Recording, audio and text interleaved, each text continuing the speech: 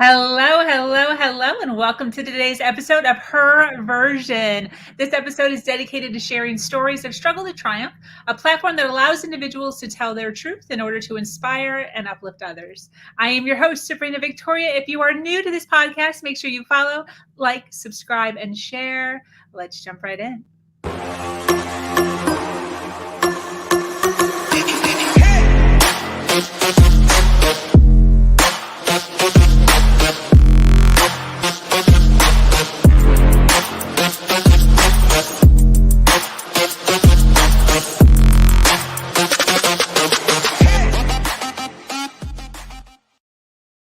Hello, how is everyone doing today? Thanks so much for joining us for this episode of Her Version.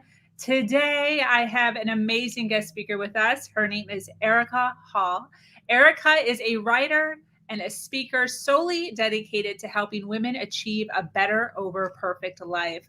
Although looking at Erika now as a mother of 5 children, an author, and a business owner, it is hard to know her as anything other than a strong, brilliant, and independent woman. However, Erika is here to tell a story from her past. Her story is one of being manipulated into marriage, abused, raped, and isolated. Erika endured over a decade of torment, and she is here today to shed some light on abuse, what it looks like, how to escape it, and how to heal from it. Welcome, Erika. Thank you. How are you, lady? I'm good. Listen, I'm so excited to talk to you. I have heard bits and pieces. I think we've spoken so many times, and every time I speak to you, I just get like little blurbs of so much stuff that you're doing now, the businesses you're running, past experiences that you've been through. So I am so excited. I know that sounds weird, but so excited to actually have you here and to open up about, what happened and everything that you've been through and your journey and where you are now and what you're doing and who you've become. So I'm thrilled. Well, thank you. I'm excited too. I know it does sound odd when we're saying I'm excited to talk about all the horrible things that happened to me. But again, I'm on the other side of it. So I'm excited to talk about it because I've seen the difference that breaking my silence made. And so it is exciting now because just even the response of just one person saying, thank you for sharing your vulnerability, it's helped me. That's enough for me, honestly. Absolutely. So I kind of want to just start at the beginning. Who were you as a child? Who were you growing up? What did your teen years look like?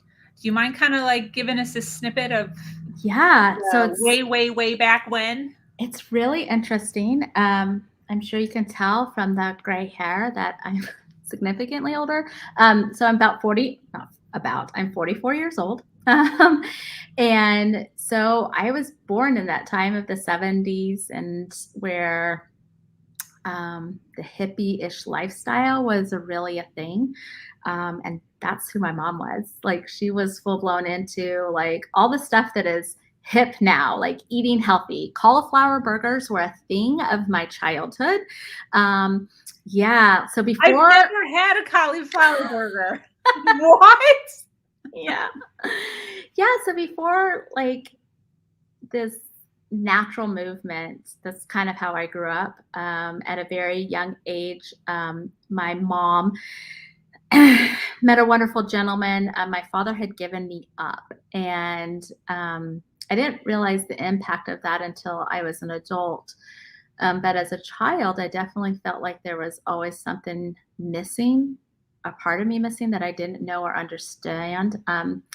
As a grown adult, I finally figured that out. So that's later on in the story. But so I grew up with, a very loving home, but we were part of what most people would refer to as a cult.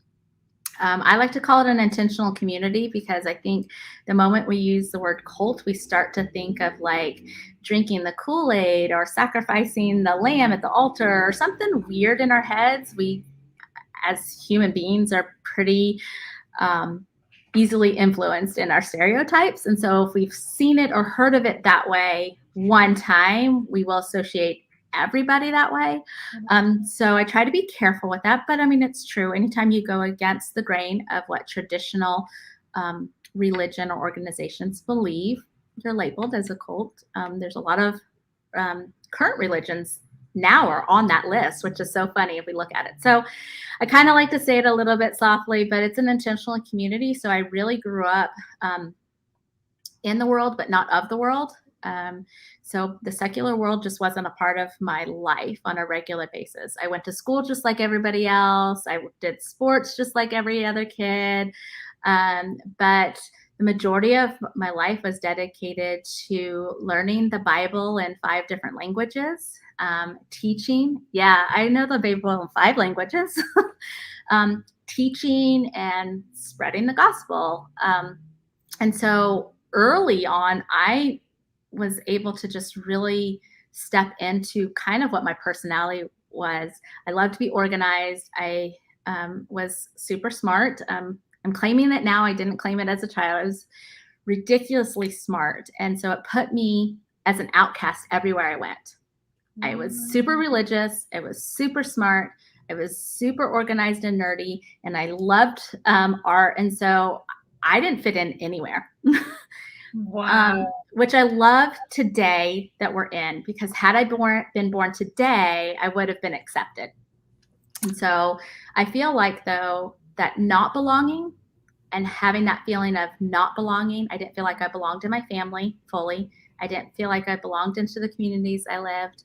I feel like that actually did prepare me for some of the things I went through. Not that we want people to go through bad things, right? But I do feel like that childhood prepared me to really maybe hone in on those things and focus on it. And so I've always been intentional to try to make sure that everybody feels that they belong, because I felt like such an outcast. So it's interesting that in 2021, that's what our business does. And that's one of the core values. But yeah, I played volleyball. I did all the things that everybody did. But at 18, my life took a way different turn. I graduated high school. 1 week later, I dedicated my life to that ministry, and I was sent out on a mission program after I served the whole summer, basically working full-time staff to help other people learn and go to school to get their degree in theology. So after that summer, I got sent to Charleston, South Carolina, but I was really, really sick and had bronchitis and wasn't feeling well. And of course, anybody's been on a mission trip or anything, you live with whatever's given to you, the people who are there in the community. So we were sleeping on the floor. We were trying to find apartments, so it wasn't the best. I got really, really sick and ended up having to go home to my parents. And so instead of them directing me to be like, well, why don't you go to school? It was, why don't you get well and go back out? So I did. I went and served with the ministry for another, almost a year. And then I went back out and I was sent to Virginia Beach. And so I was 19 years old with a mission group in Virginia Beach, Virginia. Did that for 6 months. Rocked it, of course, I was killing it. And then shortly afterwards, I was working there in the state in somebody's home in the ministry, and things were going on. And I basically said, enough is enough. I'm going to speak up. And that literally changed my entire life. You were what, 24, 23? I was 20. I had barely turned 20. This was the summer after turning 20. Okay. And in less than 24 hours, I lost every part of the community that I knew, my entire family. Every human being that I knew in the world was gone. I wasn't allowed to contact them because they had said, leave. And so I was thrown out and abandoned in a state and city with millions of people, and I knew not a single person. So I started my adulthood off homeless at the age of 20. And this was just for speaking out, like not. It was saying that things were wrong. A lot of things go into those type of situations. I have now heard many other people's version, whether it was within the ministry or within other organizations. And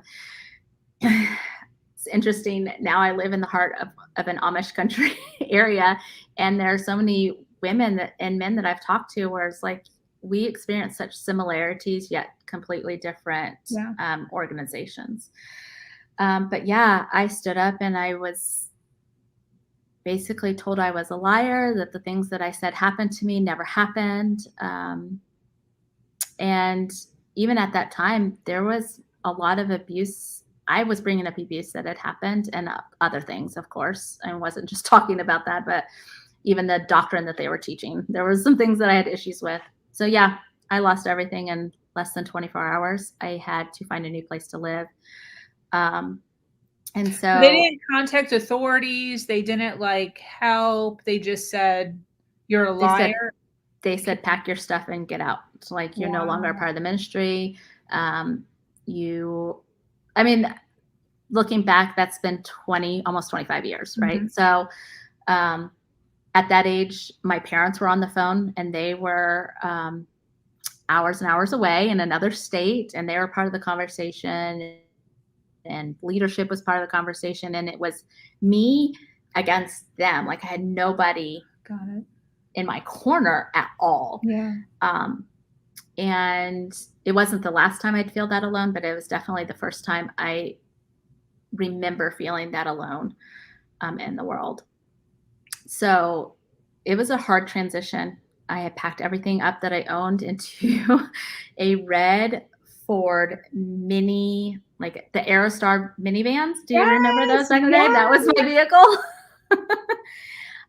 So everything that I could fit into that vehicle. And I did have a job at the time, a secular job. So I went to that job, and it was sleep on the beach and hope nothing happened to me, or take the couch of my manager from my manager, who I knew what the price would be, because I'd been warned that if you say yes, that this is what's going to be expected, this is what's going to happen to you. I am thankfully a girl did say something to me, because I'd almost said yes, because I was like, okay, at least there's a roof over my head, I can come to work tomorrow on time. I just got to figure this out.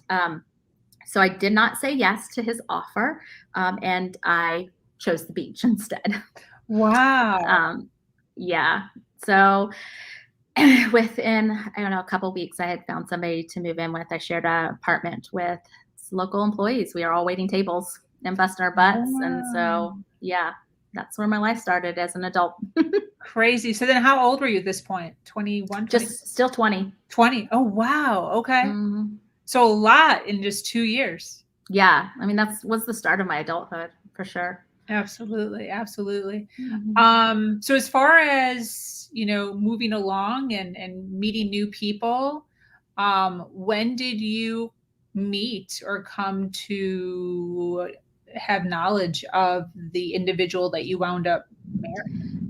So interesting enough, of course, at 20, I met somebody at 21 and was married to him and with him for 13 years. My first husband started off being initially a great guy. He had great intentions, but he lost his battle with addiction, honestly, and chose drugs and alcohol and the rock and roll part of our life over me and our children. And so at the age of 32, during that time, I had worked myself up from before and after school counselor to the associate of financial development for the largest family nonprofit organization, the largest association on the East Coast. And because of his addictions, I lost my job, and I was the primary breadwinner. And so thankfully, during that time, I still kept the entrepreneurial spirit. And so while I was working that career, I had always kept a side business, whether it was one or two. Absolutely. And so at that point in time, I realized that there was a lot of men that had a control over my life, from my job all the way to my home. And in the snap of a finger, they took it all away. I lost my income. I lost my insurance. I lost the ability to provide for my children. At that point in time, I had 3 children to provide for.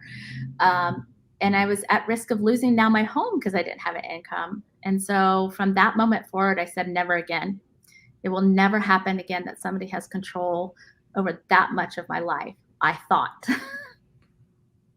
Yeah. So I proceeded to run businesses, do things, and shortly after that, I just realized that after 13 years, it was getting worse. He wasn't changing, and at that point in time, I didn't even realize I was being abused. I didn't even recognize that, but yet he was verbally demeaning to me. He had serial adolescence because all of the responsibility of our household was on my shoulders. He had no part of it. And that in itself is abuse. And I understand that now after writing the book. But at that, I didn't. I was just so overwhelmed with life and taking care of my children. I couldn't even realize really what was happening, except that it was wrong. And I couldn't keep on going. And so when I left him, you have to be separated in the state of Virginia for a year. Legally separated for a year when you have children. And so I thought I had everything covered because I owned the house, and he left. And of course he came back and refused to leave. And so not thinking I had choices again, so many of the things in my life it was choosing between bad or worse. Yeah. And so, I had started dating somebody. He had a great profile on paper. We knew mutual friends. He had spent almost 20 years in the military. He was financially secure. He had his shit together. Are we allowed to cuss on this Yes. podcast? Yes. Oh, yes. Thank you. Okay. I've been like biting my tongue. Okay. Sweet. Sorry. I should have asked ahead of time. So I started dating this guy, and, he had his stuff together and it was great. And he was getting ready to be deployed for like 6 months. And there was a few things that had happened, but I wasn't really I didn't feel at the time I was in a position to really say, oh, that's a reason for us not to be together. Looking back, they were very much reasons, and I should have ran right away. But again, we're looking now at a bird's eye view of when I was in it. I didn't have choices. I didn't have the money. I didn't have the support system. I didn't have family around me. And so he became that all. So we shared expenses while he was gone so I could have a location that was free for my husband, which was like awesome. I get to have a townhouse with my kids. He's paying for part of the rent because he still has to have his stuff located someplace, but he's not physically here. Like, it seemed like this great situation, but yet it wasn't, because it just put me deeper into a trap that he had set for me. And I didn't know it. I did not know that I had became the target of a predator. And he targeted me specifically, knowing that I was young. I had a lot of children, that I had already been through abuse and wasn't recognizing it. And he saw those things because he was trained in it. He was a military police officer. Wow. So he had been trained to not only recognize it, but to how to get away with it. And so within a short period of time, he just kind of consumed my life, from getting rid of my vehicle and buying me a brand new one, but it wasn't in my name. Yep. To bank accounts that his name was on. And then over time, my name stopped being on some of those things. Like, just very quickly eliminated the options. Yeah. But yet, in my mind, being so overwhelmed, downtrodden, exhausted, I didn't see all of them. And in my case, by the time a lot of this was happening, I was already so terrified of my life, but I hadn't recognized it. He had already threatened violence. He had already shown the weapons, and had them present. But again, we're not taught these things. We're not taught that in itself is a form of abuse. We don't talk about any of this. I know. We just don't talk about any of this. And I do feel like I was at somewhat of a disadvantage growing up the way I did, because I grew up in a very protected environment where everybody loved each other. It was, God bless you, I love you, give me a hug, what do you need, I'll make you food. Like, we're here to serve and give. And so you don't really grow up thinking about the bad guys.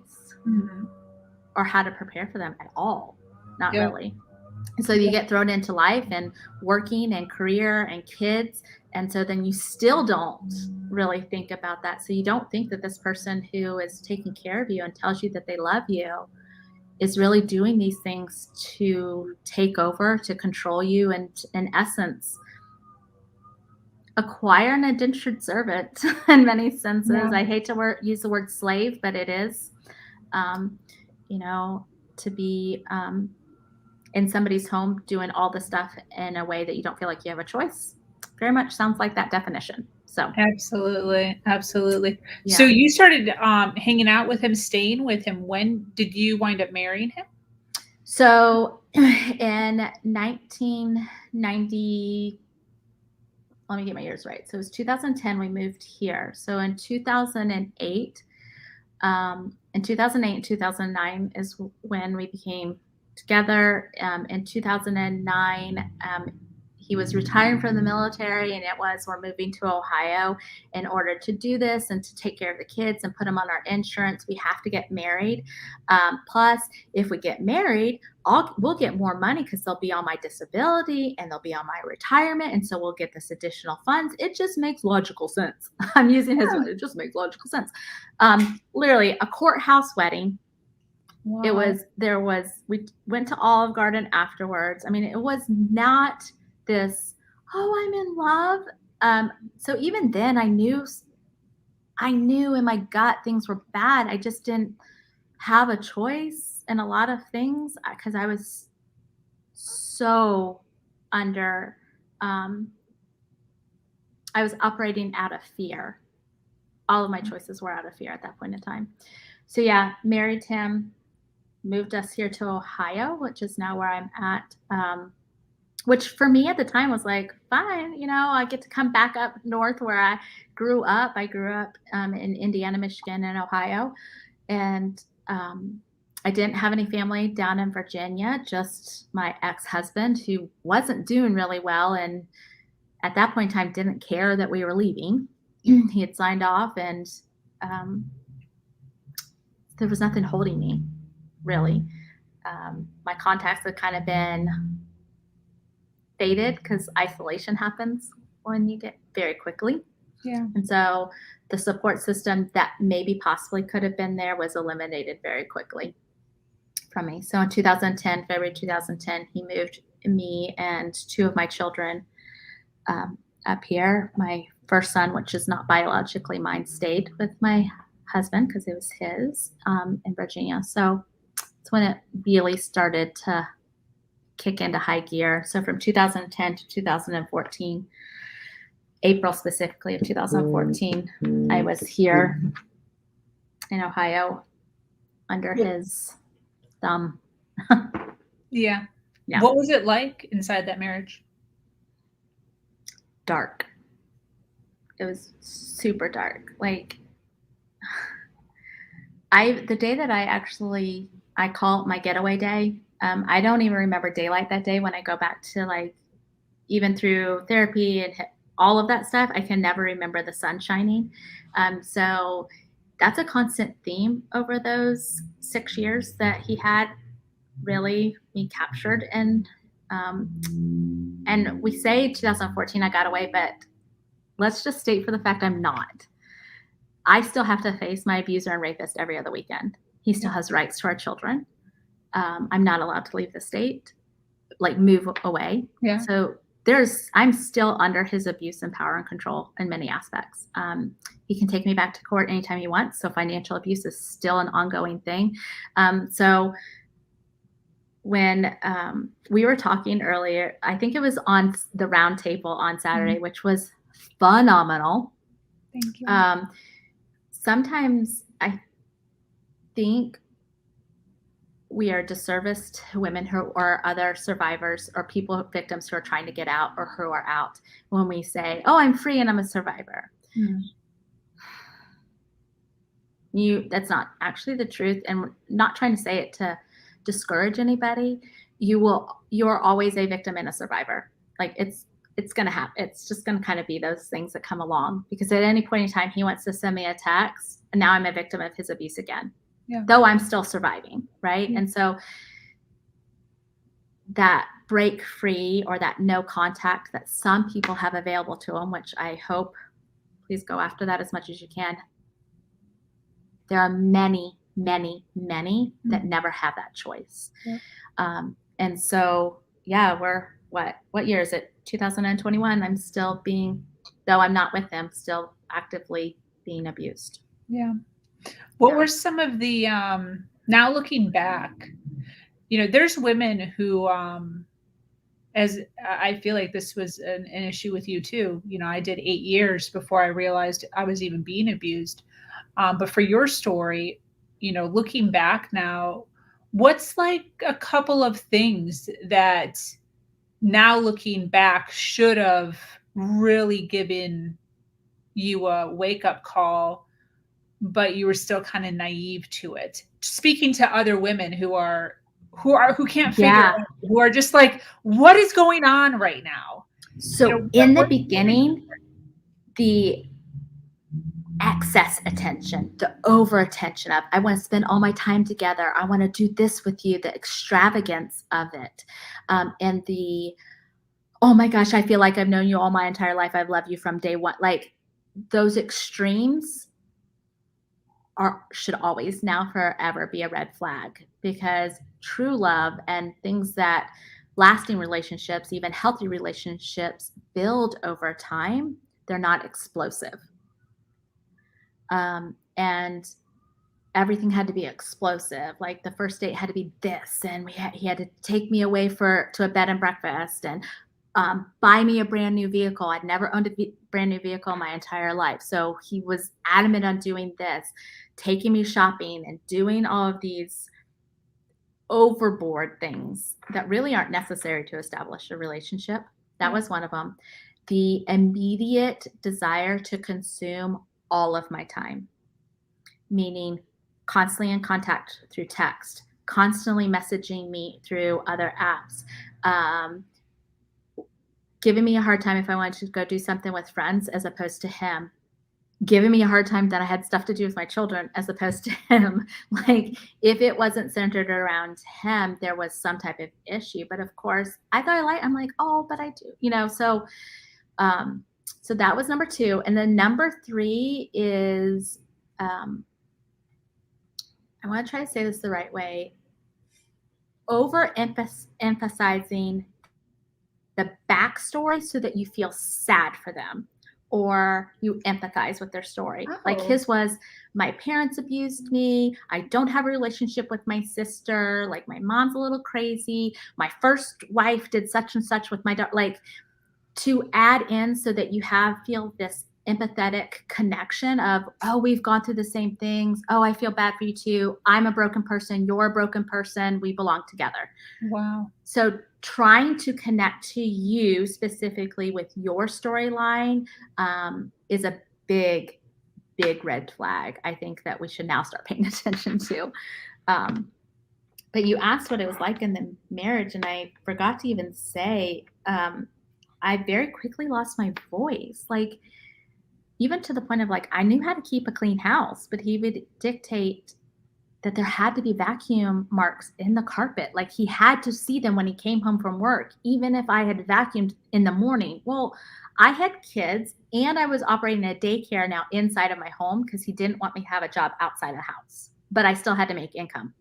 That was required. I have to contribute, but I'm not allowed because he wasn't going to help watch kids. I don't babysit children. Wow. Well, how am I supposed to get a job if you won't watch them to get an interview? Like, so some of those things have just. Did you work?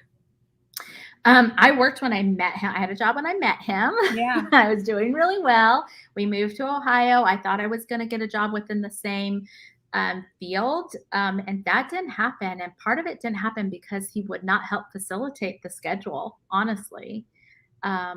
It interfered with his workout time. So he didn't want to watch my kids. And so I went back to something that I had relied on over the years of, I can always do childcare because it's my background. And in a lot of aspects. I mean, I'm the oldest of many kids. I had multiple kids. I worked for a nonprofit that had childcare services. Like, it's just part of who I am. So I was like, fine, I'll just open up a childcare daycare. And I did, because he was requiring me to make money. Did you do it from your house? I did. But then he took all the money. He even took the child support that I was receiving for my other children, claimed to pay the car payment with it. Like, well, just because it's the same amount. But then when I tried to leave him, he tried to get me on stealing. Like, I was stealing the vehicle because it wasn't his name, but my money was making all the payments. Yeah, things I wish I would have known. We literally have the same story. It's insane. And funny you mentioned vacuum marks, because vacuuming was actually a thing. One of the first arguments that we got into was the vacuum lines were going in the wrong direction. Oh yeah, I remember that one. He made me get the vacuum back out and re-vacuum. Crazy. No breaks for being pregnant. He would wake me up early in the morning to make his lunch.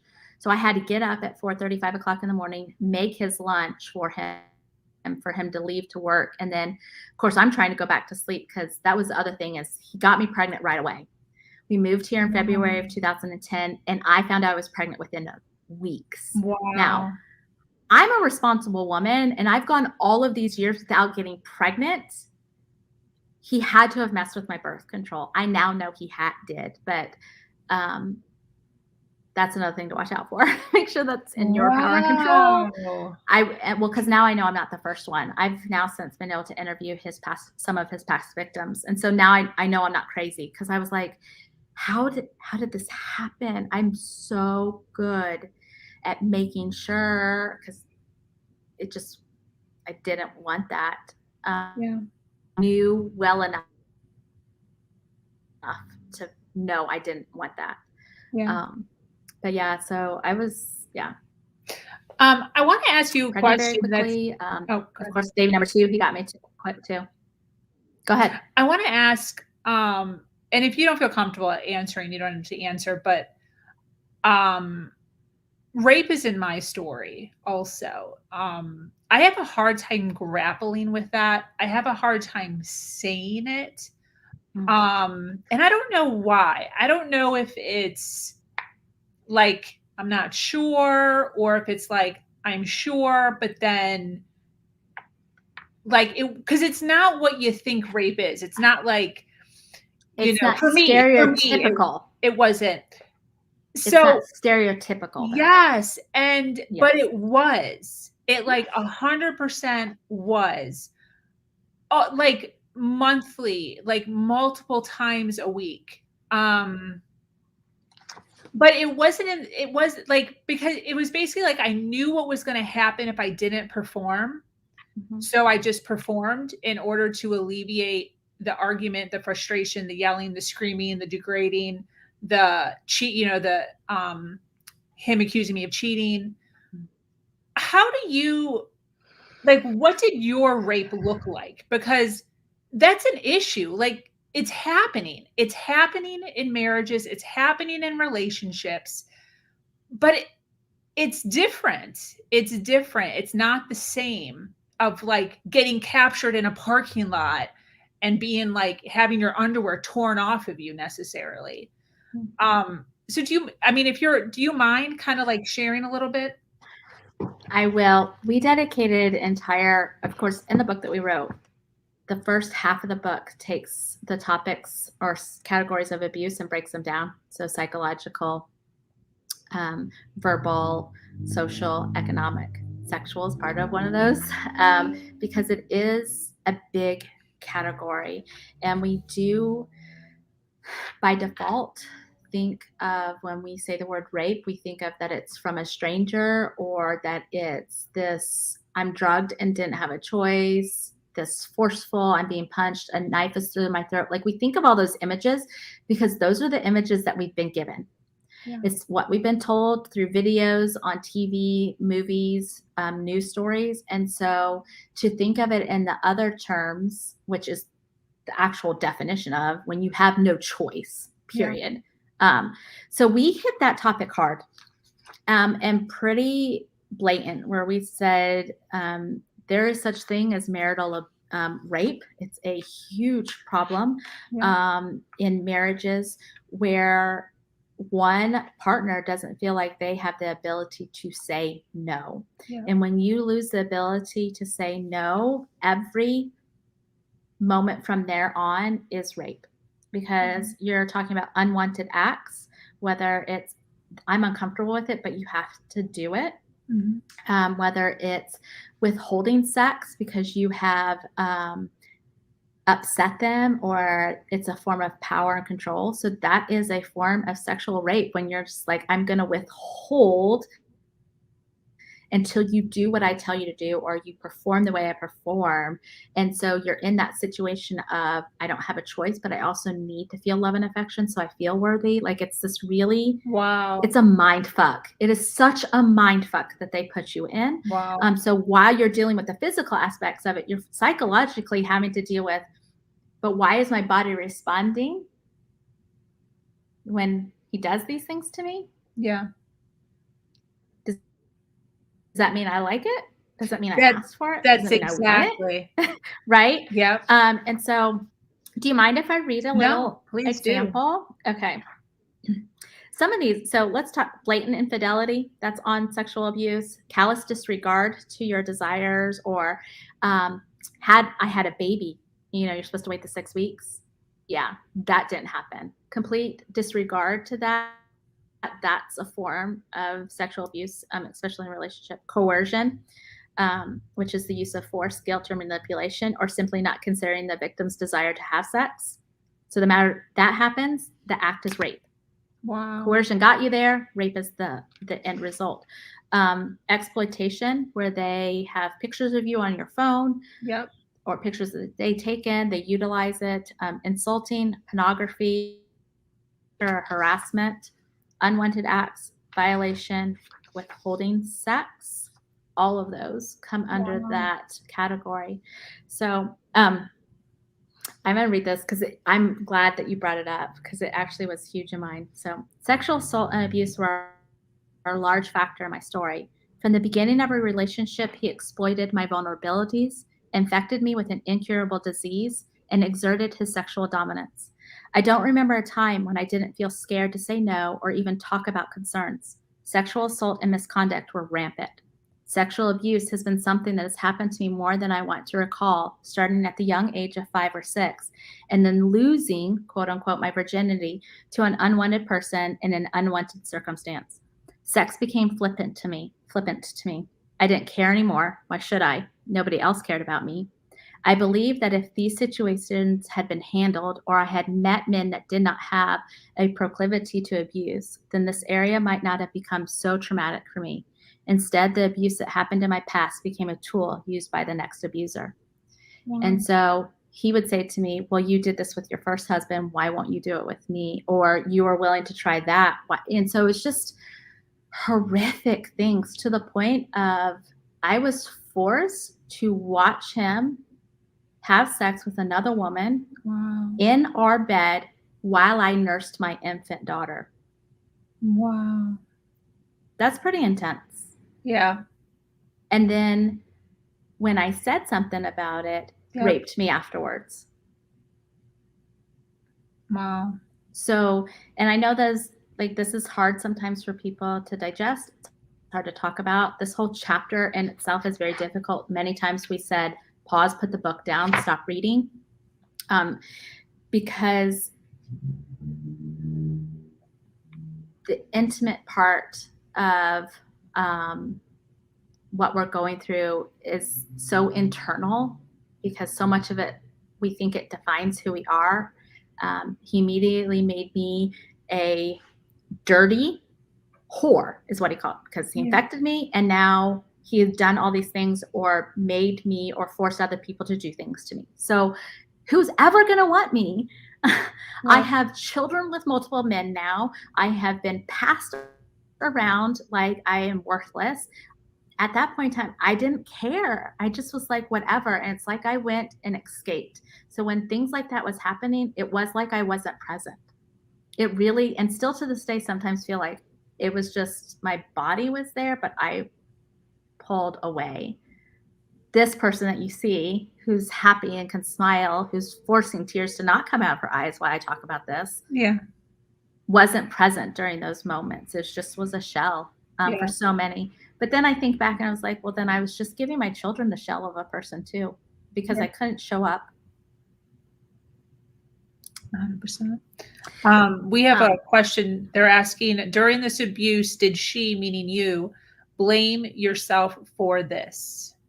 I think we all do. I think when something happens to us, whether it's abuse or we're in a car accident or something traumatic happens, our tendency is to immediately blame ourselves. How did I get in this situation? How did I let this happen to me?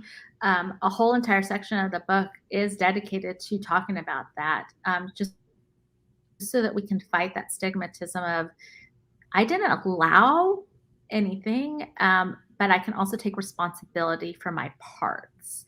I'm not to blame, but I am responsible. And there's a difference in that, especially when you're healing. So I can take responsibility for the things that I did and the part that I played, but I don't have to take the blame for any of it. And so when I started to know the difference between those words, really, again, it all comes back to language and understanding what the word really means. Even we talk about kidnap. He legally kidnapped me, but I didn't understand that. Yeah. The moment somebody says, if you leave me, I'll kill myself, according to the law, you've been psychologically kidnapped. Wow. I could have gotten help then, you know? So some of these things is just, let's make sure we know what these words mean, and let's start using our language appropriately so that we can make a difference. Because until you know, you don't know, right? You don't know what you know until you know. Yeah. Or whatever that saying is. Yeah. Exactly. I want to add one more thing to everything that you so graciously read and talked about right there. And that's substance abuse. One of the things that my abuser did in the very, very beginning was basically get me so wasted that I didn't really know what was going on, and was so numb. My first husband did that. So numb. So in the first probably year of our entire relationship, every single time we had sex, I was wasted. So because of that, I did things sexually that I did not feel comfortable with doing, but I was just so out of it. And my body was so numb that I didn't necessarily know how it even felt. And, soon after that, I'm now sober. I've been sober for probably 16 years. I stopped drinking. And, one of the hugest issues, and that's when, now looking back, there's rape all over the place because I was forced, if that's the word that that we're using, to do those same acts that I was doing in the beginning. Because if I didn't do them, then he would accuse me of tricking him. Or cheating. So I tricked him to be in this really sexual creature. But in essence, that's not what it was. It's just like, it was the beginning of the relationship. I couldn't freaking feel anything. I was totally out of it.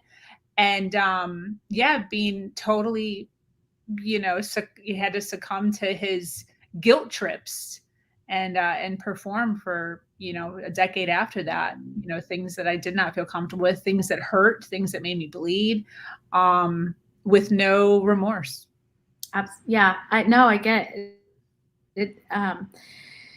It's interesting because even in my first marriage, he claimed to love me, and I'm sure he did in many of his ways. He's not a horrible, I wouldn't even put the two gentlemen in the same categories.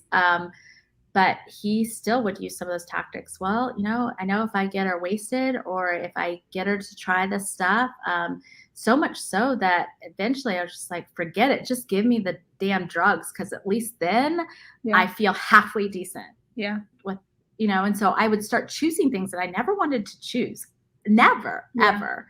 And then, like you said, you get into where they start to say, well, you did it before. So, but yes, now is not yes later. And there's a lot of different words that we can get in. They could just read the book. But we talk about that. It's because, especially in marriages, and many of us have gotten into even a long-term relationship where basically we're acting as if we're married. And so it's, well, you're in this relationship, and so you must do it. Many times in marriages, we're kind of taught of like, that's our husband, and so you should just be doing and satisfying your husband. Yep. And if you have sex with him, then he'll be in a better mood. Or if you're not doing this, then you must not be pleasing him very well. And it's all centered around them and making sure that they're taken care of. And it's our duty and responsibility to make sure all those categories are done. And we have no say. So much so we've made jokes about it, of women complaining about a headache to avoid sex became marketing campaigns. A woman telling a man no and not wanting to have sex, and then that man forcing her to say, oh, well, here, take some pills, you can have sex now, became a marketing campaign for a company. That's the culture we're living in. You're right. The reality is that most states and in most relationships, when you get married, you lose all ability to say no. And many women feel that way. Many men feel that way too. I have talked to both sides where they're like, but I'm supposed to, right? We're married. Just like the same with finance. We could talk about financial abuse. If sexual abuse right now is uncomfortable for you, we'll just take all of these words and we'll just go to the financial abuse. Because I promise you, you've been financially raped in your life, right? You don't have the ability to say what you're spending money on, say yes or no, how things are operating, making sure your needs are taken care of. I mean, I would have to ask to get my hair cut. Wow. Like, is it okay? Like, will you watch the kids long enough? Most of the time you wouldn't. I'd have to take kids with me. So we could just take the conversation over to a different topic and talk about money. It's the same thing. You feel like you lose all ability to have any say. You're supposed to join accounts. Yeah. You relinquish it over, 100%. And we're trained to do that. 100%. So there's so many individuals, men and women, but statistically more women, who are in situations like this, partnerships, marriages. In your case, when was the turning point? What was the breaking point? What did that look like for you? I wanted to leave and had started to try to think of it after, so December 2010. So between 2010 and 2013, so that was the end of, so we'll say 11 through 13, I really started to try. I was like making money. I was trying to hide it and put it aside. I was like, I've got to get prepared because it just doesn't feel right. This doesn't feel safe. I knew it was bad. I knew things were wrong. I just didn't realize how bad it was. That's the truth. I mean, I remember calling my ex-husband when we had moved up here in 2010 and call him and saying, I think I made a huge mistake. I'm really scared. And he said, you made your bed, lie in it. And he hung up the phone on me. And I remember this conversation because we have since had a conversation about it just recently after the book came out. And he called, he's like, I remember you calling me. He recalled the story. I did not have to. Because I remember you calling me because I am so sorry. Because I feel like I just threw you back into the hands of a monster and you were trying to escape then. So internally, gut-wise, again, I was always on the defense. I never stopped. Like, he thought I was stupid, but I wasn't. So I knew who he was communicating with online. I saw all these things that he was doing. I mean, I wasn't dumb and like sitting off going, oh, well, life is just happening to me. I was still being pretty aggressive in trying to figure out where I could have enough information or enough proof that would make him admit to it and be like, I'm either going to fix it or I'm going to go away. I don't know. I thought that would happen. That's not the case. But my turning point, that's hard. I think my turning point started with probably the night that my second daughter with him was conceived, which was not consensual.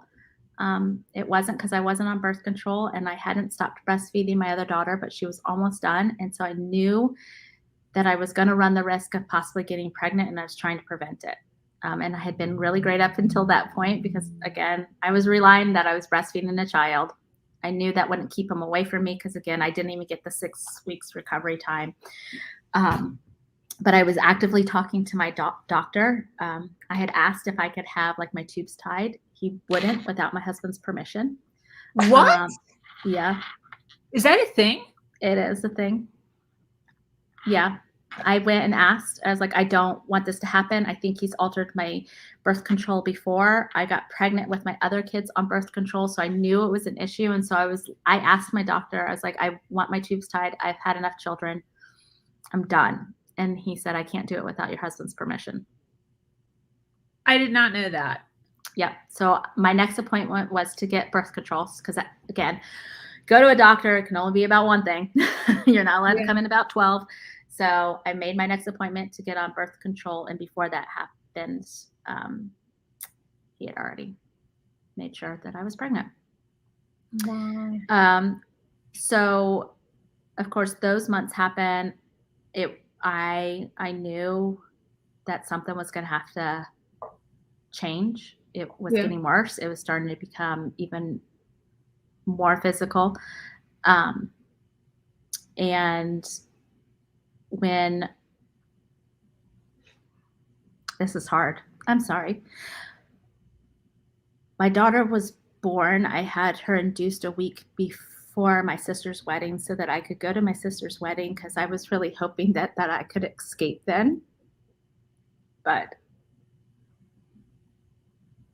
that didn't happen. As a matter of fact, on our way to my sister's wedding, he had thrown me out of the car and with a brand new baby, locked my other children in the car and was driving away. Came back, got me, threw me out of the car, kept my kids away from me. Like, it was intense.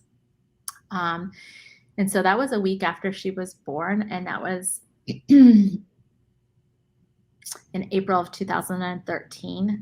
And after that, and a few weeks later, when he forced me to participate in sexual acts with my child present, I started trying to figure out a way to get away. I know I didn't do it the right way, but I knew that if he thought another man had touched me without his permission, that he would want to throw me away, get rid of me. So I set it up so that it appeared that I was having an affair. And it wasn't the smartest decision. It actually put me at greater risk. The stalking got worse. I actually went on a trip to visit. I had never met my biological grandmother, and I got the opportunity. It was perfect timing. I met my aunt, my grandmother, and got to have a few days away. Of course, not really, because he had my children as prisoners to make sure I would come back. Only allowed me to take one child with me, and that was only because I was breastfeeding her. And while I was there, he hired somebody to follow me around. So yeah, it didn't matter where I went. It was getting bad. So I was just in this shitstorm of chaos of just trying to figure out how to get away. He had cut me off from all of our bank accounts. He had hidden my key. Like, he just started doing everything to kind of really keep me in prison. Went as far as calling every attorney in our area so that I couldn't get even an appointment with them. Because, of course, if they make an appointment, then they can't represent you or even to make an appointment because it's a conflict of interest. Got it. Wow. So it took, from the time my child was born in April of 2013, it took an entire year. I'd asked for a divorce. We had started doing it. We had put our house on the market. He prevented the house from being sold, and I lost my deposit in first month on the place that I had put. So not only did I try to get away, but he eliminated all the money that I'd saved up and the opportunity for me to escape. So when it finally happened, and that's kind of a story on itself, in April 2014, he was removed from our home with a civil protection order that the courts then threw out the moment that we filed for divorce. Wow. So it took a while. And then it took a whole nother year before I was actually legally divorced from him because he just kept on dragging it out. Wow. So that was 2015. He, when in 2014, before I had him removed from our home, he had already captured his next victim. They weren't full-time together, but they were together. She was 26 years. He was 26 years her senior, right? That's the right way. Yeah.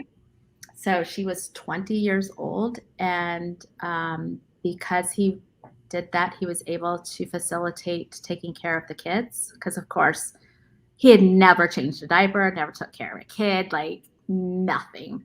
The only interaction he had with children was if I was present. And it was either to try to say, hey, I'm the good dad, or he was being mean in front of, like, got it, too controlling on them.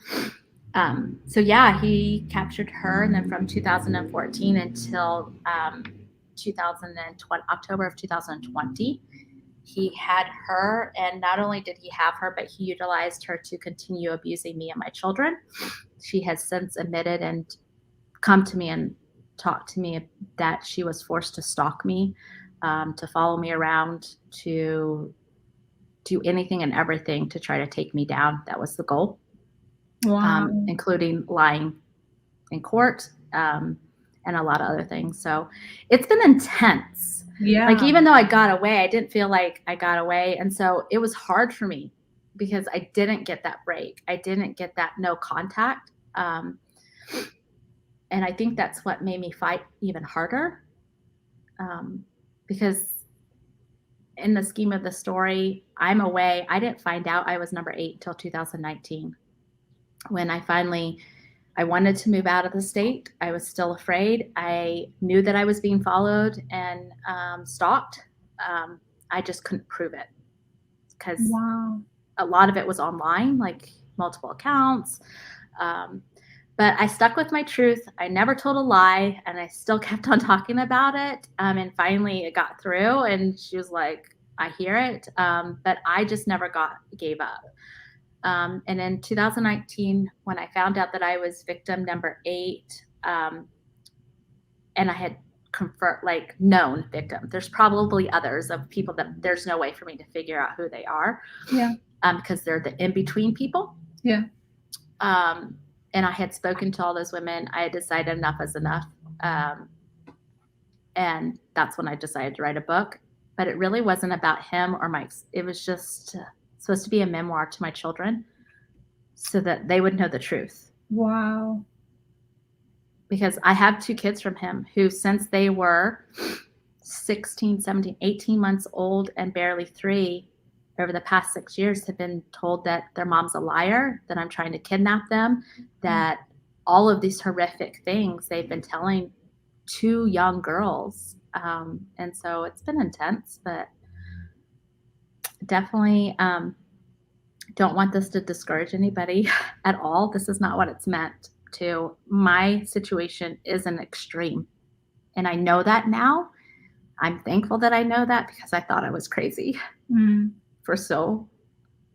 I thought I was crazy for so long, and so many other people didn't want to associate with me because I was the crazy one. That's ridiculous. Her story's outlandish. It does. It sounds like 20,000 different Lifetime movies, except for the Christmas section, rolled up into one. That's what my life sounds like. But yet it's all true, and I'm living it. So it makes it hard sometimes because I feel like nobody wants to relate to me because that sounds a little exaggerated. It's a little blown out of proportion, and it's not. None of it is. So it does feel good in 2021 to know that I wasn't crazy. But it doesn't feel good to know that it really was actually happening. Yeah. In the same sense. Yeah. Same like we talk. It's exciting to talk to you. Right? So there's a lot more of the story, but yeah, so it's been intense. I made a lot of mistakes. Yeah. I did not have support from my community. I tried. I asked. I was turned away from the shelter. That's why I had to get a civil protection order, because I had too many children. They wouldn't take me. Wow. And then, of course, I'm in a small town, and I got caught between two lawyers who were in a pissing match with each other. These two men. So they wanted to, to keep it civil. Let's get this to go away. But had they not, we had the proof then to put this person behind bars. Wow. Had they listened. Yeah. Had they really wanted to do something other than people are getting divorced all the time. It's just every divorce is ugly. That was ugly. Every divorce is ugly. They pull out all the stops. We're expecting this. I'm like, you're expecting for me to be stalked? Like, wow. How can that be okay? And so when your lawyer's not wanting to do anything, and they're not saying, hey, you should file a police report, they're not telling you that stuff. They're just taking your money and going to court and trying to get it to be civil and for it to go away. Man, you start to feel like maybe I didn't imagine this, or maybe they're just all a bunch of pusses. Yeah. And they don't, because they're men. Why do they want to do? I don't know. I was thinking everything. I was like, I don't understand this, but I guess this is what I'm going to have to deal with. Absolutely. Right? Absolutely. What does co-parenting? What does your co-parenting look like? We're on video, right? You saw that. Yeah. It sucks. Yeah. Let's just say having to co-parent with your abuser, not fun at all. Co-parenting in any relationship is not an easy thing to do, but it can be done well with healthy people. But with unhealthy people and unhealthy relationships, it is horrible. And I am not saying that people shouldn't have the rights to their children by any means. I do agree in parental rights within reason. Mm-hmm. I think we've kind of gotten too lenient on what we expect for the environment that we say is acceptable for children to be in. Yeah. And there's all these systems that were built to help us, but yet they're so large.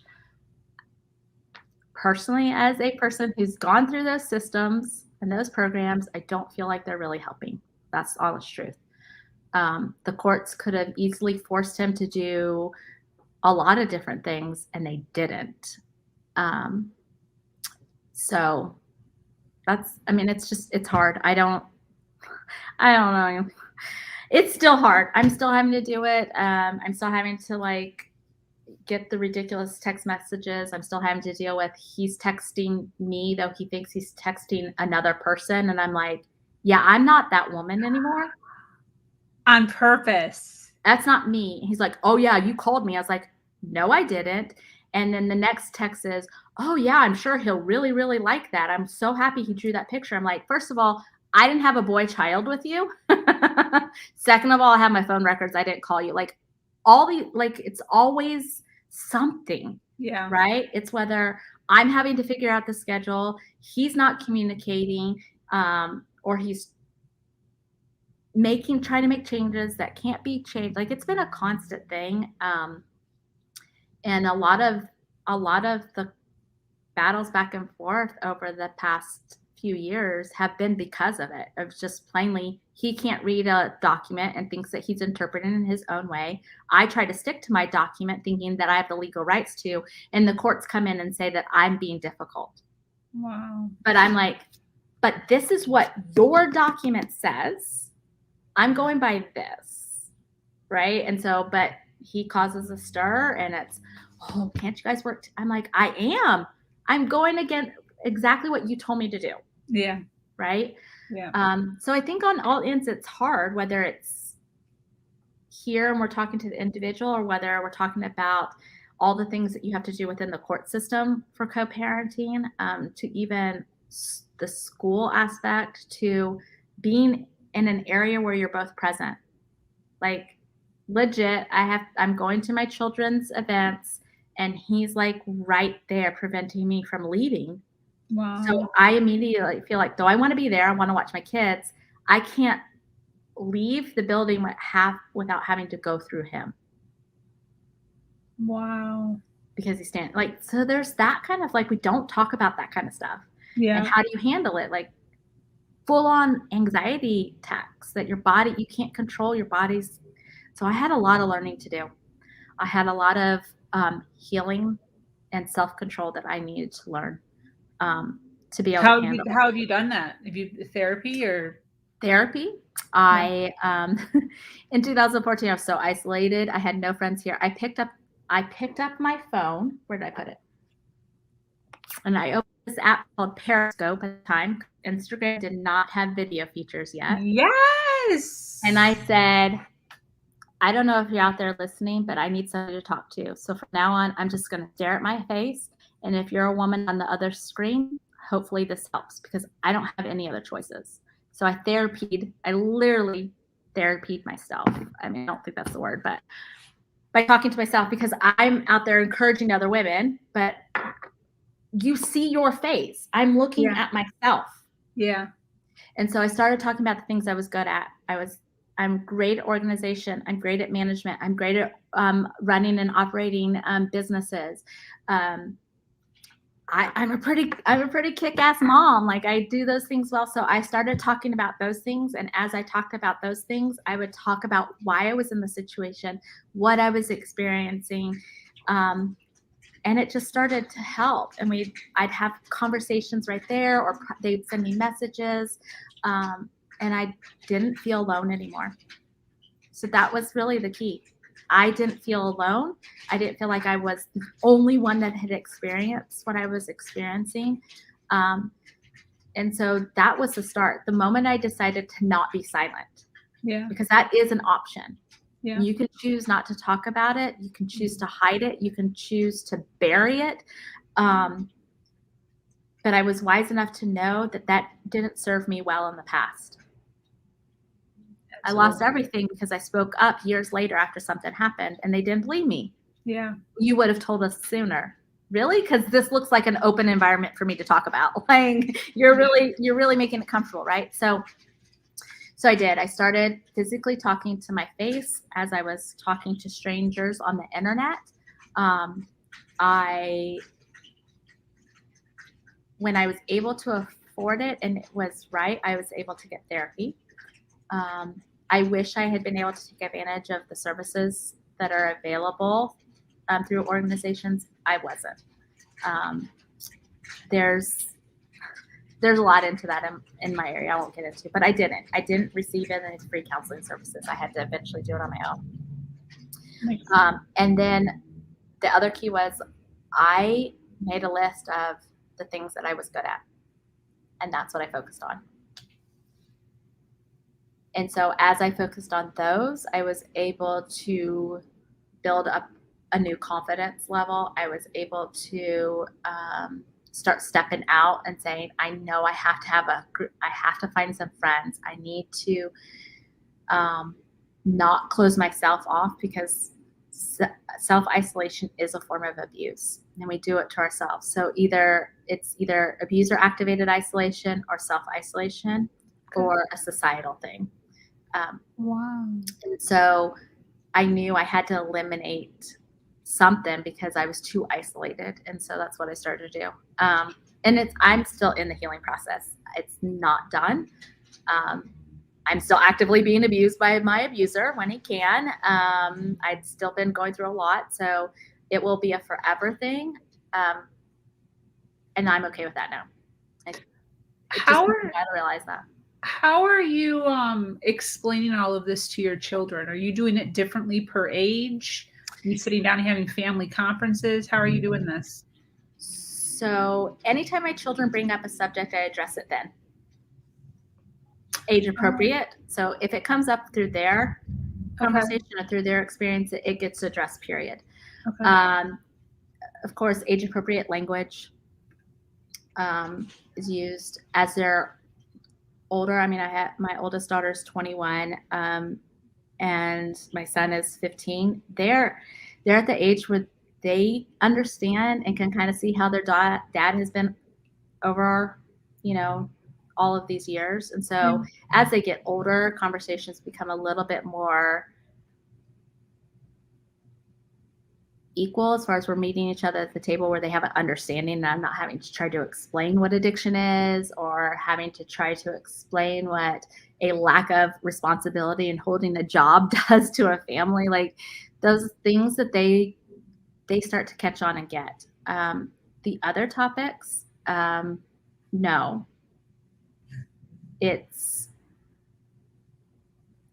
I wait unless they ask a question. And there's certain ones they've asked at different levels. I'm hyper aware, though, of the subjects that the younger ones bring up, because they have brought up things that they shouldn't know. And so I know that something's being said to them, so that it kind of puts me on high alert of what I need to talk to them about and make sure I am vigilant. I know all of these things have been created in very open atmosphere for our family. We do talk about a lot of things. Our dining room table is open conversation. You want to talk about your period? We can talk about your period. You want to talk about your friend doing X, Y, and Z? We'll talk about it. You want to talk about anything? The table is open. So it definitely pushed me more into a more open conversation with my kids than I probably was prepared for as a young mom. But I'm definitely thankful for now, because it's been a lot of times where my kids have been able to come to me and share something that's been said or that they heard, and ask questions. And they know that I'm their safe space to do that. That's awesome. So, and then, I wrote a book, and it's ready. I'm sure we'll all read it. My oldest has, and was kind of a part of it, because she was old enough to need to say, hey, are you okay with me writing some of these things? As a matter of fact, she's so wonderful. She gave me an example of something in the book. Yeah. She's like, well, what about this? Isn't this one of them? Like, yes, that's awesome. So it's definitely provided an atmosphere for us to just be more vigilant on what we're talking about. Consent at even 5 years. Like my 5-year-old daughter knows that anybody, including her sisters, have to have permission to touch her body. So maybe I've gone overboard, but I don't think so. So wow. I think it's better to be a little maybe overboard than to be the opposite. I guess we'll find out. I am going with that theory and believing that this helps prevent my children from experiencing at least half of what I did. I am not naive enough to think that abuse can be gone forever. Yeah. It can't. It's a human condition. It's existed since the beginning of time. Yeah. However, the degree of the swing of the pendulum of it can be reduced. And so if I can reduce that in their lives, then I feel like I've done a good job. Absolutely. I have that same thought process. It's like, if we could just get less people to not marry, or less people to or more people to stay in those relationships for less amount of time, so less children are produced out of that, then we're well on our way. Listen, we use statistics of 1 in 4 women. That's the most bullshit statistics I've ever heard. Every single human being in existence has experienced domestic abuse. Wherever you reside, the majority of your day is your domestic territory. So if you're at work 8 hours a day, I know you've had a boss who was really shitty to you. Yeah. I know that you've been a part of an organization that somebody has done something to you. So for us to continuously think that this is a woman issue or it's a relationship issue, that's wrong too. I really want us to just start having a conversation, real conversations about, let's talk about the forms of abuse. Let's talk about how it shows up in everyday modern relationships, not just intimate partner relationships, human relationships. Yeah. Let's start talking about it so that not only are we a better ally for ourselves, but we're a better ally for others too. So that we don't have to say, oh, what happens behind closed doors stays behind closed doors, or I don't get involved in people's relationships. Bullshit. If you hear something, you see something, now you can say something. Whether they do anything about it is their choice. Yeah. But at least you were an ally when maybe they didn't have anybody. Absolutely. Right? Absolutely. So it's really just, let's start talking about it. Like, what does it look like to be financially abused? What does it look like to be coerced? What does it look like to have even some dominance and control in? Like, if they're demanding that you text them back or you don't break their snap streak, like, we're talking about high school relationships here, where girlfriends and boyfriends are like literally blowing up at each other because they don't keep some social media streak, or they're talking to somebody. Like, we've got to start talking about the stuff now, because it's happening even in friendships. Yeah. Like, oh, you talk to her too much, or I'm not included in that group chat, or this and this and this. And so we've got to just start now. We've got to talk about it in every type of dynamic, not just between a man and a woman or an intimate partner relationship. We've got to start talking about it as a human thing so that we can really make some impact. Absolutely. Absolutely. I want to talk about, you were reading from your book and you flashed it a few times. Do you mind? Yeah. Kind of tell Okay. I also have the like trailer. Yeah. Do you want me to show the trailer first, or do you want to? Yeah, let's do that. Show the trailer. Okay. Let me show the audience what we're talking about here. Still to this day, like, I had a singular word in this thought that my siblings were going to crawl black eye, but I didn't have the choices to leave either. The first time I experienced abuse, I was 10 years old. I was 13 years old. I was 14 years old. I was 5 years old. A man that was in our house was ruining our lives. He worked at the jail. I had a good friend that had an older brother. I had married a serial abuser. He said, a phone book won't leave me bruises. He would have 2 of his friends follow me and be with me when he couldn't. He basically told me that he wanted to have sex with me. And I had 2 children from rape from him. He was running after my mother. I couldn't communicate with anyone that he didn't okay. I told him no multiple times. He didn't care. He was going to. Sometimes you only have a choice between that and worse. Like, I'm not saying that that's my first time. I depended on him to do anything, so I didn't have any other options. And it didn't matter what I said to them or what proof I had. That's not me. So for the past 6 years, I still have to see my rapist on a weekly basis. That's not me. And he still haunts my life. That's not me. And controls where I can go. That's not me. And what I can do. But that's not me. That's not me. That's not me. And I'm still terrified on a daily basis that he's there watching me.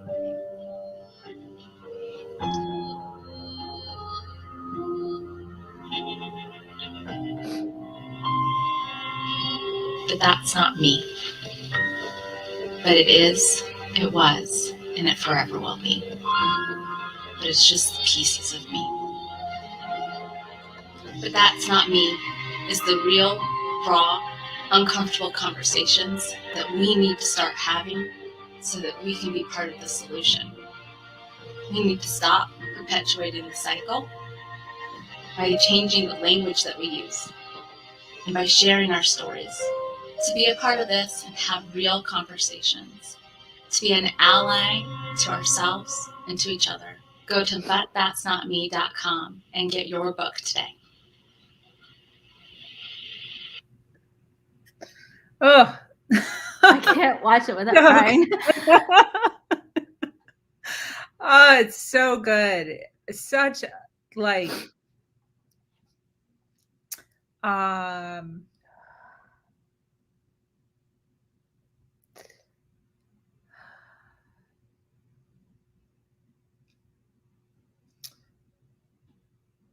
I love what you're doing. Thank you.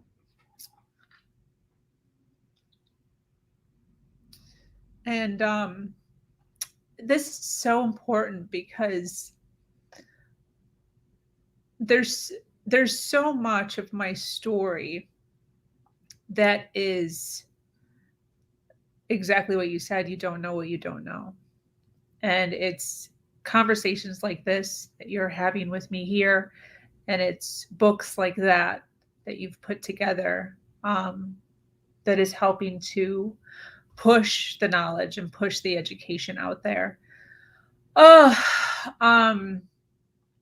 so when was the book written?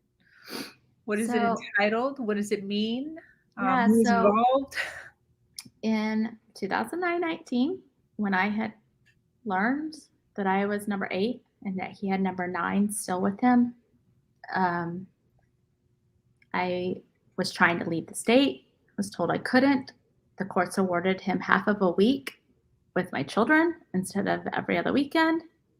She had gotten a abuse charge expunged from his record. Like, it was just all coming to a head.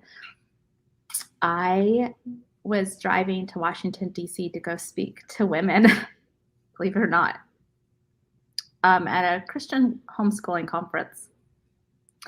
And I had 6 hours to drive. And my current husband was experiencing severe abuse at work. He had been working for a man for almost 20 years. It was just the the work version of a domestic abuser. And so I really, honestly, I had a conversation with what I refer to as God and what I believe. And her and I, and him and I, whatever you want to call it, had a conversation. I was like, something's got to change. I can't keep living this way where I'm so afraid that I'm making decisions that trap me even more.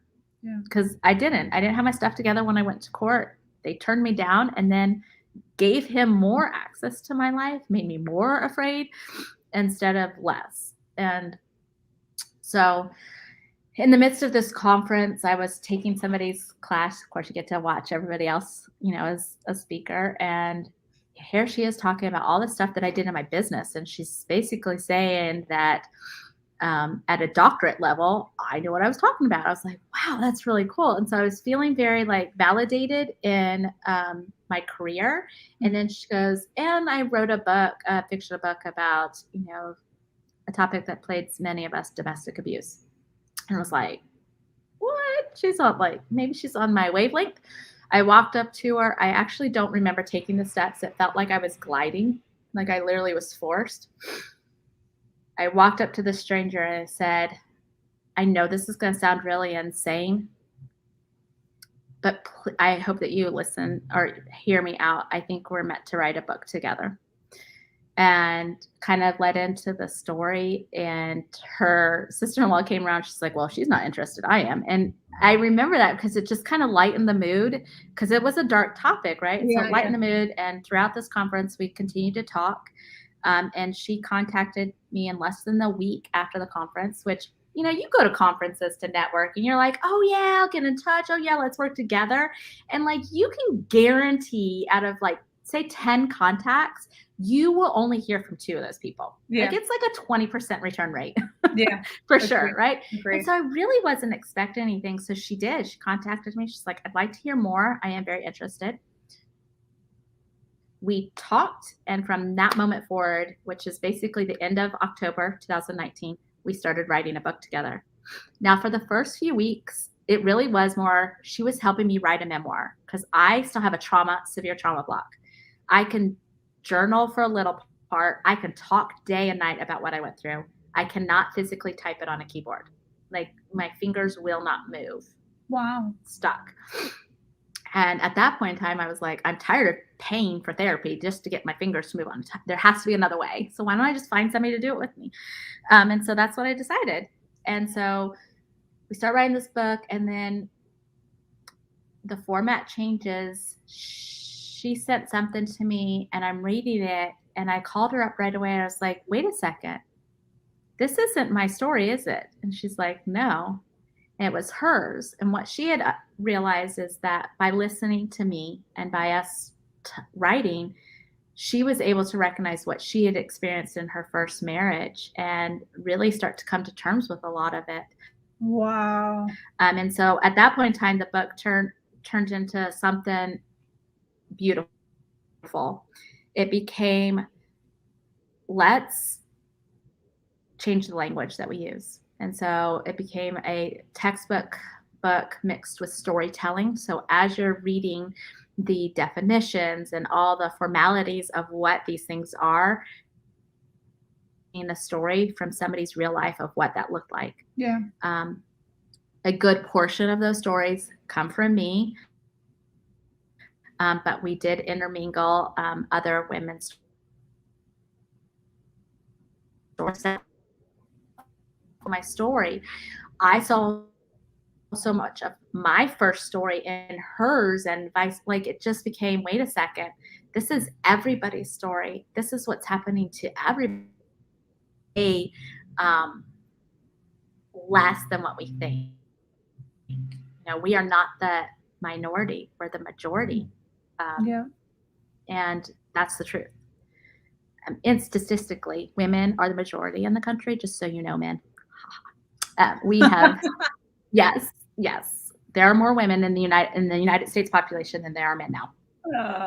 So then if you take that and break it down, and we're saying even through 1 in 4, which again, it's not true. I would like to say like 4 and 4 have, but we'll say 3 and 4, just to satisfy the naysayers. 3 and 4, that's still a good majority, right? Yeah.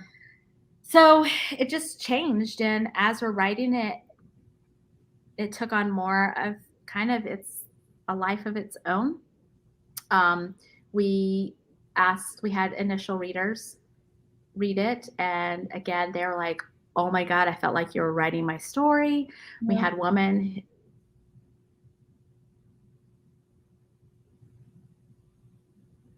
learn to realize that she experienced for 30 years of some of it, of just the language and the verbal parts of it. And so we had no plans of publishing a book. Like, we're just writing this book. Like, this is how naive we are. I'm like, I just want to write a book. I just want to get it on paper. I want to get it out of me. I'm like, okay, let's do that. We didn't put a plan together to get it edited. We weren't going to publish it. We weren't talking about cover. At the crisis center, when I was getting help that day, the one day I got away, the woman, the intake counselor was going through all the questions they ask. Had threat of violence, weapons in the home. Can you say yes or no to the things that nobody's ever asked me? And I didn't have a choice but to say yes. Like, I was in that much of acceptance, because the whole story is, you can read it in the beginning. I went to finally get an attorney. I stepped foot on the threshold. He knew exactly where I was at the moment I arrived. Wow. And through that day, got a protection order that day, which was a godsend. But as they're taking me through this, I just kind of looked at her. I was like, I'm crying. I'm like, that's not me. And she just held my hand, and she's like, it is. And that's okay. Because again, in my head, I always pictured an abused or battered woman with the black eye, the bloody lip, in the ER, with the police surrounding, trying to pull somebody off of her. Like, how stupid of me. But that's what I was waiting for. Yeah. I was waiting for the abuse that I've been told to look for, and those.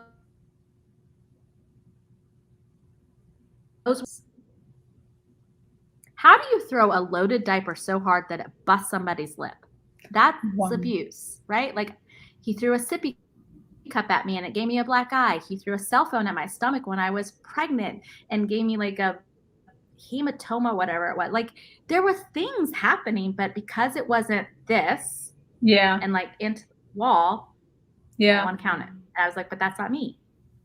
And so that's really where the title came from. Is so often in our lives, whether it's abuse, or maybe it's another topic, addiction, and maybe it's weight, maybe it's an attitude, or like coming from a place of privilege, and we want to stay back and say, but that's not me, Like, Yep. that's not me, but that's not me either, right? We do it all the time, but that's not me, right? And so we're caught in this, okay, so then where am I at? And so when Yeah. we claim it and say, it wasn't, forever will be, and that's okay, we can start seeing those pieces, those puzzle pieces of our life, that if we don't put them on us, we don't become a full person. It is part of who you are, and it is definitely contributing to how you're showing up now. Yeah. And so we do ourselves a disservice by denying those pieces. Absolutely. So that's where it Speaking came of from. how we show up now, how do you show up now? Show up. We're talking about business. I decided a while ago that I wanted to create an environment, resources, tools that helped people adapt, filled the gap. And one of the largest gaps that I've experienced is as the primary parent and not having resources or tools that are accessible if I wasn't. If I was the one pursuing the career and I didn't have to worry about, well, the kid's sick today, who's going to watch them? But I still have a meeting, right? One of us gets to go off. Somebody has to be primary parent. And 9 times out of 10, that's a female. I think by like 2023, we'll be able to say only 7 times out of 10, because many men are coming into that role and becoming primary parents. And the truth is the world's not built to actually help us succeed. And so I'm bound and determined to change that. And it's very fortunate that my co-author just happened to have some of the same visions and goals. And when we started talking, we're like, oh my gosh, if you as a woman at this level, because I thought she was at this level, doctorate of industrial organizational psychology. I mean, like, it sounds like big shit, because it is. Yeah. And me down here thinking that I was a nobody, like I'm not even good enough to clean your toilet. Like, that's how I thought about myself. Yeah. It's not how I think, but lowly. To Yeah. think lowly of myself. If we are both having the same problem, and the same needs, then we are all way more alike than we think. And so that was just that was a really big aha moment, because I had a woman in my life saying, yeah, I'm going through that too. And I'm like, so money didn't solve those problems? She's like, not for this person. I don't make that much money. And I'm like, okay, so there is a huge need. So we came together and joined forces and created the corner office, which really was perfect, because my company, called Better Over Perfect, is designed for the individual woman, where we teach you how to really incorporate that mental and emotional tone into your life. But to have that tone, there's tools and resources to help you get there, because you can't just be like, okay, I'm going to change my mental tone forever, right? It just doesn't happen overnight. And so that's what I've been doing over the past 6 years, is really working on that. And so it's really cool how it just kind of serves the whole general, I would say, the umbrella really, really well. So at Better Over Perfect, that's the community for the individual, primarily women, where we just work on how to manage our life well and create margins so that we can do the things that we purpose.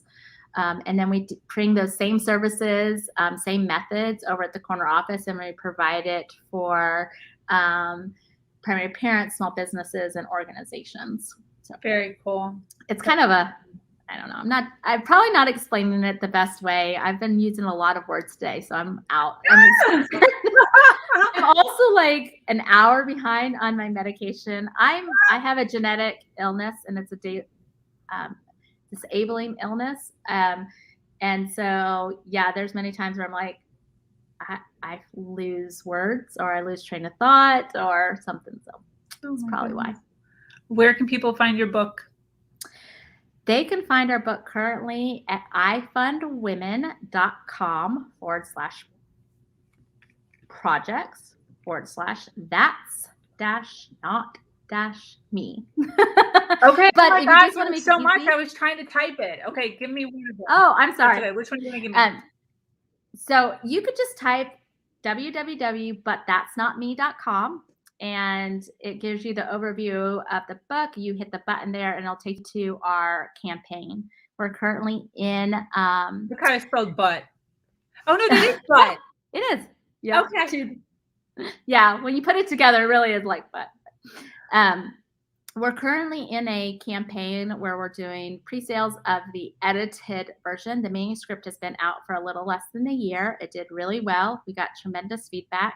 And now it's time to have it edited professionally and to relaunch it.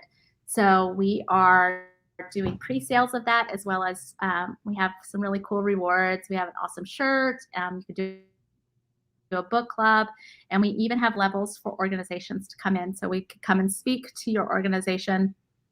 And the reason why we're doing it is because up until now, all of this has been 100% self-funded. And in all honesty, as much as, so I sold the house that I was a prisoner in last year and gave away over $20,000 because I didn't want to hold on to devil money. So I did something good with it. And then that money has expired. I mean, that's the truth. Money has expiration. And so we're ready for the community, and the community is ready for us, I believe, to get the support from external sources. And we need it. Like, for the book to be at universities, for it to be at schools, which is a demand, and we have people ready for it. It has to be edited professionally. Like, when you're writing your own book and you edit yourself like 3 or 4 times, after a while, you cease to see the words anymore. You've read it too many times to even go, hey, did I say that? I know I already said that. It's really hard. Yeah. So we're doing that, and we want to be able to order a significant quantity so that we can sell them at a lower price. And when we sell it ourselves, we're cutting out the middleman instead of, Amazon getting like 87%. After you pay for the cost of the production of your book. So you're basically left with like 26 cents. Wow. It's not the way to make impact. Yeah. And we wrote this book to make an impact and to help others, not to get rich. Yeah. And so if we just wanted to sell books, I'd keep it there. But that's not what I want to do. I really would love to change the language that we're using.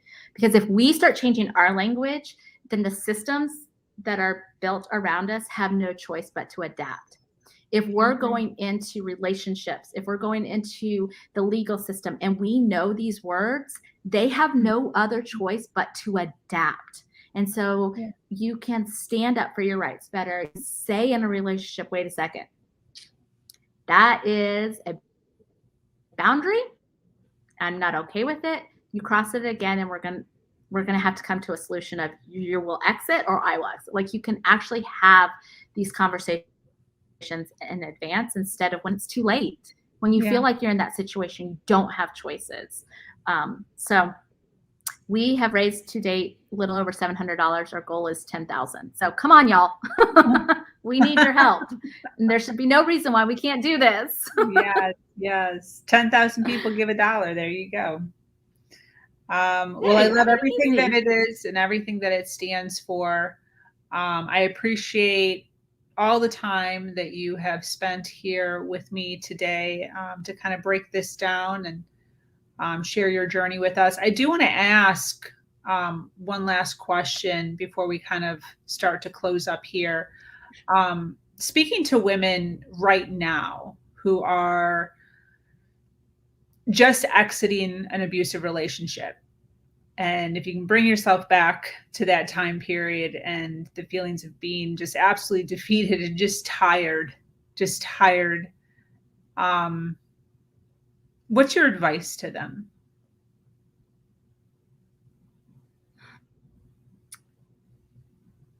Wow, something I wish I would have done. Too, I would say pause it all. Stay where you're at. Like, really just pause for a little bit and assess what's going on around you. Because what I had failed to realize was not only was I in a healthy marriage, but the few friends that I had at the time, I had surrounded myself with abusive people. Wow. And so even my friend system, the family that had come back into my life, it wasn't healthy, right? So taking a pause really just helps you really assess what's going on. Not taking on new projects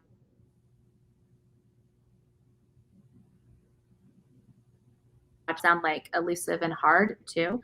But I know they helped. They really helped because I was able to just go, okay, wait a second. Even if it means starting all over is way better than starting with trash. And if you only have trash around you, you're only going to produce a dirty environment. That's the truth. And so I just started cleaning up my environment physically, mentally, emotionally, and spiritually. I started cleaning house. And with that came a lot of calmness. I felt a little bit more in control of things. My second thing was writing a list of things I could control, that were in my control, and the things that were not in my control. I love that. And then I just focused on the things that were in my control. But I knew what those were. So the moment something, I'd be like, oh, nope, that's on that list. It's out of my control, right? And so I really gave myself things to focus on. Because again, we're very emotional. We feel like we're in a tornado. We feel like it's dark and we're never gonna get out of it. And so by giving yourself something to really, really focus on and hone in will prevent you from thinking about the other things, right? They won't be able to cloud in. So that's what I did. I didn't have the opportunity to like take a day away. I had 4 kids at that point in time. 4. They were young. I was exhausted. So I just really honed into my daily routines. I honed into the things that I could control. And then once I did that, I started seeing the things that I could let go of, the things that he made me do that I didn't really like. Like, do I like wearing that clip? I don't like that purse. That wasn't my choice. And I really hate this menu plan. Like, I don't like these things in my cabinet. So I started getting rid of that kind of stuff where those weren't my choices. Like, I would never have a cabinet dedicated to that many sweets. Dump it. I would never paint my bedroom this color. Change it. Like, I did all of those things to remove that influence so that my environment were the things that I controlled now. Absolutely. So especially within my home, I immediately tried to remove that out of, because again, I believe everything has energy on it. I really, really felt that when I was able to finally do 100% of it in 2020. So in 2019, we decided we were putting the house up for sale. I had stayed in that home. Person bought it from me. I was renting it. I ended up marrying the man. Different story. But I had 4 kids. They'd only known that house, so I didn't want to uproot them. But I definitely realized there was a time to get rid of it. And that cleansing, I bet. That felt amazing. Wow. So from the house to every piece of furniture, dishes, silverware, if his money or his hands touched it, other than the human beings that I couldn't, and I never want to get rid of, everything else is gone. Wow. And I took all the money and gave it away, or the materials were given away, or it was invested into the book. Wow. So, but I don't suggest that to everybody because I literally started off at scratch. Like, I started off at like when I was 19 and had nothing. But that's okay. It was intentional. We did this on purpose. But man, not having. So if I could have gotten to that sooner, that's probably my biggest advice. Get rid of their blunt. Don't have it visually in your face or in your environment. Let it go. Get rid of it. It's just things. You don't need it there. I wish I had done that sooner. Really do. Got it. That totally makes sense. Yeah. It's funny. I didn't realize the impact it would have. Yeah, 100%. Yeah, I didn't walk away with anything purposely. People say that sometimes, why didn't you, same with you probably, like, why would you give the money away? But yeah, you don't want that attached to you. I wanted something good Yeah. to come out of it. Yeah. I needed something good to come out of some of these things. And many times the only way to do that is to be very intentional with it.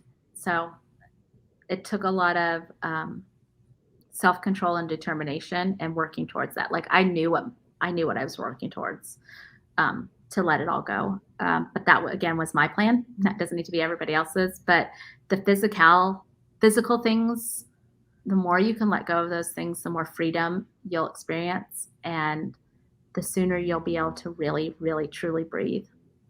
Absolutely. I agree. Well, this has been fantastic. I appreciate you so much taking time out of your day to sit with us, with the people that are listening now live, and for everyone who's going to be listening on the replay. Amazing information, amazing journey. And I love that you're using so much of what you've been through to educate others. I think it's brilliant. Thank you. It's not easy though. I also love that with saying that, that you're also a huge advocate of you don't have to use your story if you don't want to. Absolutely. I'm a big, we talked about that on the roundtable. Yeah. We see so many people talking. We think that that's what we have to do to heal, or like, I've got to turn my devastation into something amazing. No, you don't. Yeah. You don't need to tell anybody. You don't have to shout it out to the rooftops. As a matter of fact, a lot of times I don't suggest it. Like this has not been easy. This has been probably the hardest thing that I've ever done. And it also put my life at huge risk. Yeah. Okay. So, when we're talking to others, it shouldn't be, oh, well, you've got to share that, make that post, put it out on social media. No.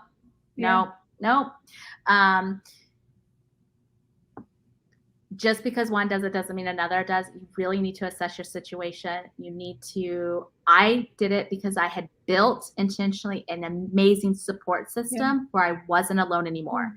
And not just physical friends and family. I'm talking about organizations. I'm talking about the law. I'm talking about, I have a legal team. Like I have a huge team of people. It's not just me that have said, we are behind you 100%. We know what you're saying is the truth, and we will stand by you. Because again, this is huge. Yeah. So even if you're just going to put something on your Facebook page, be prepared that you're going to get attacked. I had a woman come and attack me and say, how dare you be talking about when you were responsible for your child's suicide? Wow. And I was like, hold on one second. You haven't been in my life for 10 years. You don't know the work that I've done. And for you to attack me when I didn't even get to attend my child's funeral, and you did, and that's what you're using in your message to me, I already know that person's not healthy. I'm not going to initiate with them. Yeah. But again, it took me a long time and a lot of work to get to be able to handle that. Unhealthy Erika would have fired back, called her a whole bunch of names, and it would have been this big thing. And now I'm an abusive person towards her. Yeah. Right? Yeah. So I had to make sure I was in the place where I was prepared and ready to take on the abuse that was going to be thrown at me so that others didn't have to experience it. And it's not something I suggest for many survivors. Don't do it. You move forward with your life. Yeah. Don't be silent in the sense of you don't ever talk about it. Talk about it where it's appropriate. Talk about it in therapy. Talk about it with your children so that it doesn't happen to them. Defend yourself in relationships. Do that, but you don't necessarily have to create a public platform. I still didn't even, this isn't even its own platform. I have a business, we have businesses. This is my cause. Yeah. But I also did it because the resources that were out there didn't serve me very well in my situation. I really needed to go, what is this? Give me an example. Oh, so you mean that knife that I had to sleep on top of that was under my bed, and if it moved when I changed the sheets, he would be mad? That's criminal? Oh, okay. So there's a lot of moving parts, right? And that's why I do not suggest people just like full force go on, like know what you're talking about. Make sure you're prepared. Make sure you're in a healthy place. Make sure you have the structure behind you to keep you healthy. Because there's been times where I've backslid, and I've literally had situations where I had to call somebody and go, you need to talk me through this because I think I'm going insane. Like he just did X, Y, and Z, da, da, da, da, da, da. But I now have that support system. Whereas if I was alone doing this and things were happening, Absolutely. I don't think I could make that determination, right? Because again, we're working with a trauma-stacked brain, and they don't operate the same way anymore. And we have to recognize that. So, yeah. 100%. And even just, like what you're saying, building a platform or writing a book, in that sense, you're opening your life up to other people wanting to open up to you. And it's easy to get triggered, just, speaking in circumstances like this, where I'm hearing similar stories. It's easy to that anxiety to start to kind of bubble up inside you again. So you see my chest, like I still get the physical effects of it. Yeah. It used to be a lot worse. Of course, I'm going into a couple of years of working on it, but you brought up a really great point, is when you share publicly, you take the responsibility of other people's stories, because they are going to tell you, and that's a huge responsibility and honor, and it should never be taken lightly. If you're not prepared to handle the situation in your life, then you're not going to be advising them well either. Exactly. And they're going to look to you for words of encouragement, words of advice, for and really just to confide a lot. And so that in itself creates another cycle of, can I be pulled back into it? Am I advising people correctly? Am I doing, like, it's a lot, right? And so should you do it? We just suggest, like Sabrina and I both have done, we have resources available. We have things that we know we should and can say to people. We want to, and we practice these things. We practice how we acknowledge their trauma, how we don't diminish what they've gone through, how we don't compare our situations, right? And so in essence, we have built ourselves up as allies, but that takes time. And that is the reason for this book, is so that you can become a better ally. So you could be one of us who, if somebody divulges their story, you know how to respond appropriately. You know how to honor their story and the trauma that they've been through. And you can be an actual support, and instead of just another person that they've reached out to who they didn't get help, right? Because it's a very vulnerable place to be a person saying, hey, this happened to me and I'm asking you for help. So then when people don't, then you feel like you just experienced the abuse all over again. 100%. Definitely. Well, this was amazing. Like I said, I appreciate everything you brought to the table today, and the story that you shared, stories that you shared with us. I appreciate everything that you are, everything that you're becoming. I truly hope to have you.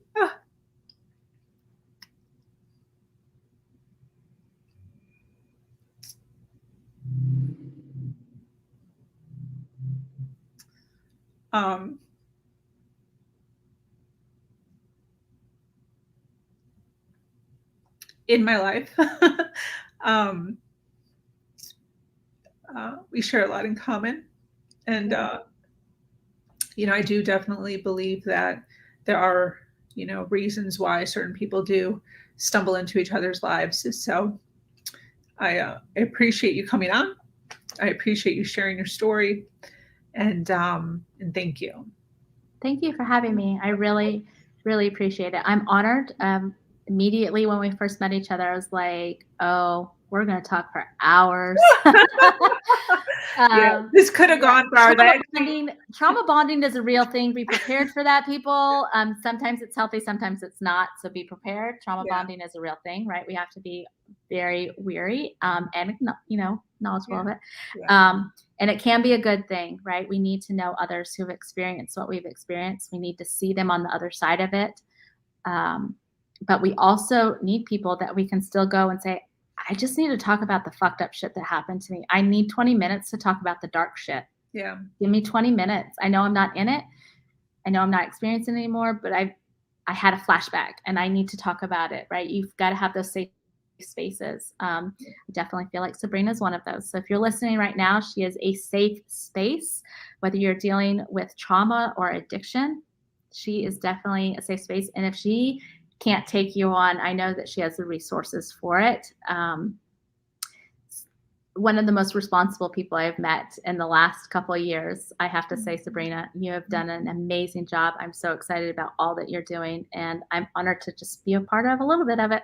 So thank you for having me. Thank you. Thank you. Thank you for all of that. So with that being said, those of you that are still watching us live, I appreciate the time that you've spent with us here. And for those of you watching us on the replay, I do go back and respond to all messages. So even if you are watching us a few hours or a few days later, respond and comment and share and do all of those glorious things.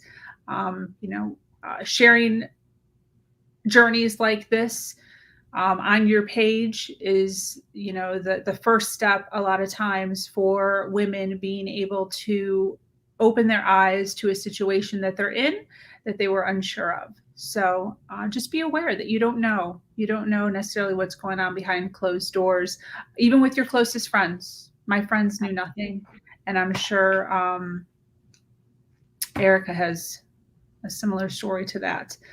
But thank you so much, everybody, for being here with us on the Her Version platform. If you have an amazing story to share of struggle to triumph, be sure to reach out to me here at herversion.life.